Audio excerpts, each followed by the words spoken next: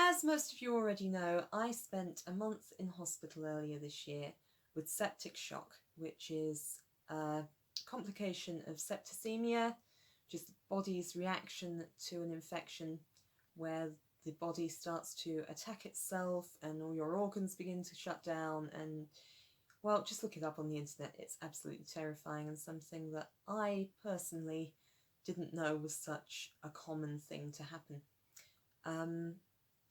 So yeah, I'm actually very lucky to be here because septic shock has a mortality rate of around 50%. However, there have been ongoing symptoms of being in intensive care, because obviously I was put in an induced coma for a week, and when your body goes through that kind of trauma, all kinds of things happen to it because the body basically shuts down all the things it considers unnecessary, like looking after your skin and your hair and your nails. So all those things just stop growing and stop renewing themselves because the body focuses on helping your vital organs like heart and lungs and all the things you need to actually survive recover. So yeah, you can actually see my nails are in a really bad state. I don't know if it will show up on the camera, but you can see it's just like a little ridge halfway up all of my nails, and they're just peeling and just in a really bad way.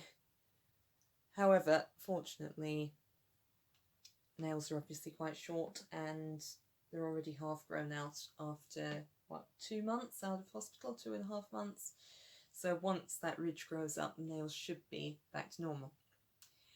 Unfortunately, my hair was not so lucky, hence why I'm wearing this ridiculous scarf around my head, because I haven't been able to get a decent headscarf yet, and so I've just got this literal neck scarf around my head. So yeah, I've lost, I would say, around 80% of my hair. I was going to shave my head. I'm not going to do that now. I've chickened out of that because it does seem that the hair loss has finally stabilised. So basically when the hair falls out, it's a condition called Telogen Effluvium, which varies from the probably more well-known form of hair loss, alopecia, where you lose alopecia areata, where you lose like patches of your hair, comes out in clumps and you get little bald patches on your head. Telogen effluvium is a general thinning of the hair, usually in response to trauma. As I say, the body just cuts off all the hair and says, no, we're not going to focus on saving your hair because we've got to work on getting your heart and lungs working again.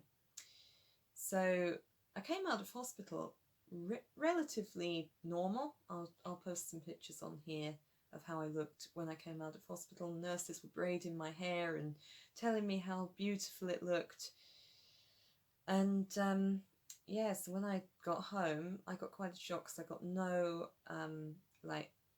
advice on what to expect in the weeks and months after discharge from hospital. And it was only when I looked online that I realised that hair loss is a really common thing after being in intensive care. So yeah, I'm going to be really brave today and show just what my hair looks like now. Because I think, as I say, it has stabilised now. I'm still losing a bit, but there's not that much to lose, so compared to how much I had, so it's a bit hard to tell if it's just slowed down because there's less hair, or if it's slowed down because we're kind of at the end of the shedding phase of Telogen Effluvium. But the more positive thing is I can see that there's new hair growing, which is another reason I decided not to shave my head, because that would mean that I've got rid of all the growth from the last 2 months. So obviously once I started to recover, the hair began growing again.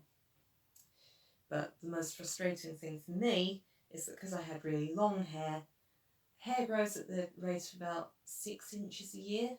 So it's going to take me probably 2 or 3 years to get back to a length that I'm happy with. Anyway, here goes. this is what I look like now. Oh my gosh. That's it. And this, guys, is what septic shock does to the body. I was embarrassed to show this to people. And I'm going to show you all sides of my head so you can see just literally how thin it is. There's just not, I mean, there's still hair on top of my head, so there's new hair growing, but it's nothing like it was. But all the older hairs, which were long hairs, are gone. This is literally all I have left. So that's now the side of my head. And the back. I hope I'm keeping this in the camera frame. And then the right side of my head. So it's just like, it's not bald patches as such, it's just thinning all over. We'll just comb it back, there's just literally nothing there. So I've had a few weeks of absolute hell, basically. I have got a wig now, but it's a synthetic one because I can't afford a real hair one.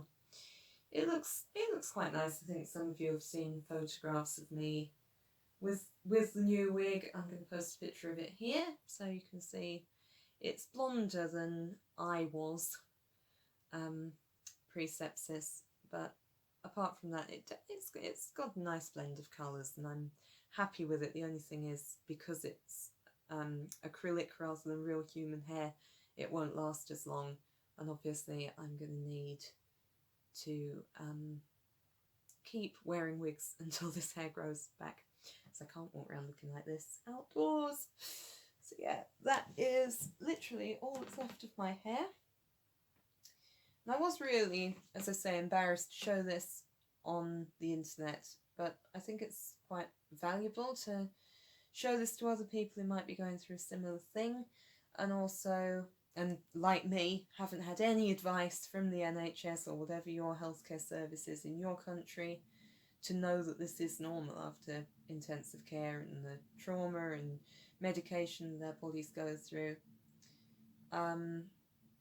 And also to document for my own future reference what I actually look like now. So yeah, I will be doing another video showing the wig. I am going to post a fundraiser link in the description below. If anybody feels like donating towards me getting a real human hair wig. But yeah, that's just my little shameless plug there. So obviously, I'm actually not, I think I've come to terms with this loss now. And yeah, the only thing is like the practical things.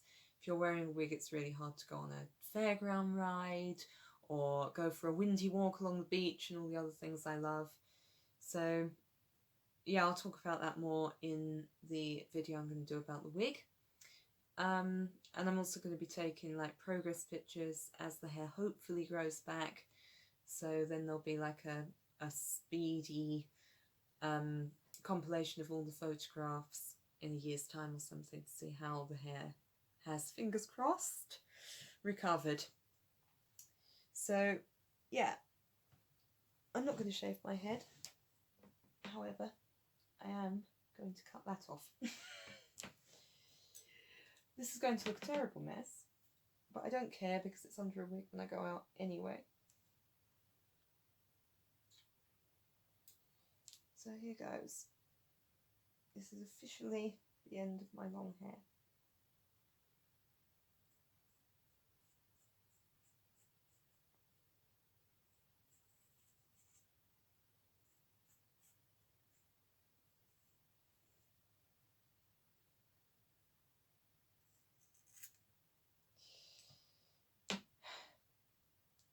And there we have it. That's my pathetic little ponytail.